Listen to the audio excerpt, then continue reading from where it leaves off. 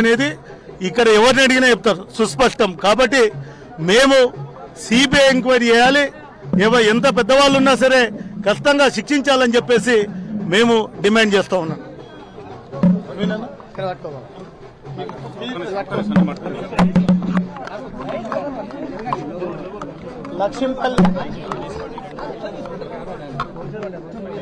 లక్ష్మీపల్లి గ్రామంలో జరిగిన ఈ హత్య పైన పూర్తి స్థాయి విచారణ చేపట్టాలి ప్రభుత్వం వెంటనే.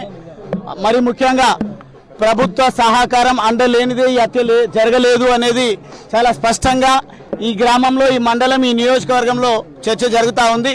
గత వారం రోజుల క్రితం మా ఎంపీ అభ్యర్థి ఆర్ఎస్ ప్రవీణ్ కుమార్ గారు, నేను, అదే మాదిరిగా హర్షవర్ధన్ రెడ్డి గారు మాజీ శాసనసభ్యులు ఎస్పీ గారిని, స్థానిక ఎస్ఐ ఇన్స్పెక్టర్ గారిని, అదేవిధంగా డీజీపీ గారిని కలిసినప్పటికీ ప్రయోజనం లేకుండా పోతుంది. అంటే శాంతి భద్రతలను నియంత్రణలో పెట్టలేనటువంటి ఈ అసమర్థ ప్రభుత్వం గద్దె దిగే వరకు తెలంగాణ ప్రజలు పోరాటాలు చేయాల్సినటువంటి అవసరం ఉంది.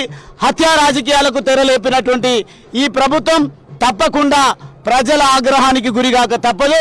మేము మాట్లాడడానికి వెనకడుగు వేయడానికి కారణం ఏంది అని అంటే, గత 10 సంవత్సరాలు అధికారంలో బాధ్యతాయుతమైన హోదాలో ఉన్నాం కాబట్టి మా ముఖ్యమంత్రి కేసీఆర్ గారు, మా నాయకుడు కేటీఆర్ గారు గతంలో పాలించిన విధానాన్ని మేము పూర్తి స్థాయిలో అవగతం చేసుకున్నాం కాబట్టి మేము దాడులకు ప్రతి దాడులు అనే పిలుపు ఇవ్వలేకపోతా ఉన్నాం.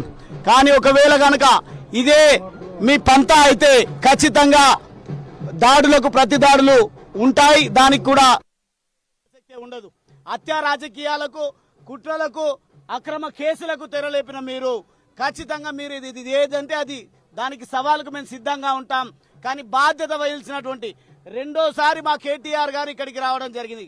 గండ్రావుపల్లిలో హత్య జరిగితే ఇప్పటి వరకు ఆ హత్య విషయంలో ఉలుకు పలుకు లేదు.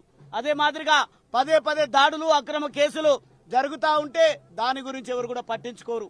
ఈ రోజు జరిగినటువంటి ఈ దాడి పూర్తిగా రాజకీయ కుట్రతో జరిగినటువంటి దాడిగా ప్రజలు చర్చించుకుంటా ఉన్నారు. కాబట్టి బాధ్యత వహించాల్సినటువంటి మంత్రి గారు ఇప్పటి వరకు ఈ సంఘటనపై స్పందించకపోవడం అనేది శోచనీయం, బాధాకరం.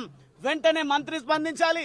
ముఖ్యమంత్రి రేవంత్ రెడ్డి గారు కూడా దీనిపైన స్పందించి తగు చర్యలు తీసుకొని హత్యకు కారకులైనటువంటి వారిని వెంటనే అరెస్టు చేయాలి, వారిని కఠినంగా శిక్షించాలని బీఆర్ఎస్ పార్టీ తరఫున మేము డిమాండ్ చేస్తా ఉన్నాం.